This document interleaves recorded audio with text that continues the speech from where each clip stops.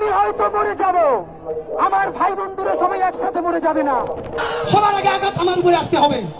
সবাই নামাই আমি পালাবো, সেই ছিল উসমান হাদি না। আমাদেরকে গুলি করার আগ পর্যন্ত কোনো কিছুটা আমাদের গায়ে লাগে না। যতক্ষণ না পর্যন্ত বুকে বা মাথায় গুলি চলবে ততক্ষণ পর্যন্ত আমরা কোনো স্ট্রাগল মনে করি না।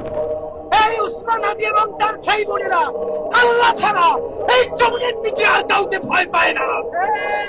সবাই যখন মৃত্যুটাকে ভীষণ ভয় পায়, আমি তখন হাসতে হাসতে আল্লাহর কাছে ভীষণ সন্তুষ্টি নিয়ে পৌঁছতে চাই যে আমি একটা ন্যূনতম ওই জীবনটা লিড করতে পারলাম, যে আমি একটা ইনসাফের হাসি নিয়ে আমি আমার আল্লাহর কাছে পৌঁছতে চাই। আমরা যদি শহীদ হয়ে যাই, আমাদের সন্তানেরা লড়বে, তার সন্তানেরা লড়বে।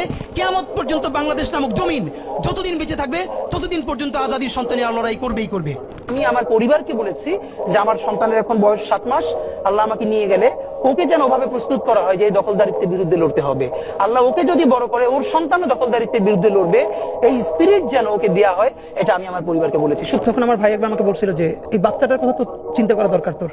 তখন আমি দুটো কথা বলছিলাম। একটা হচ্ছে যে এখন পর্যন্ত যেই বাবারা রাস্তায় শহীদ হয়েছে তাদেরও তো বাচ্চা আছে, এমন তো না ওরা দুনিয়া এমনি এমনি আসছে।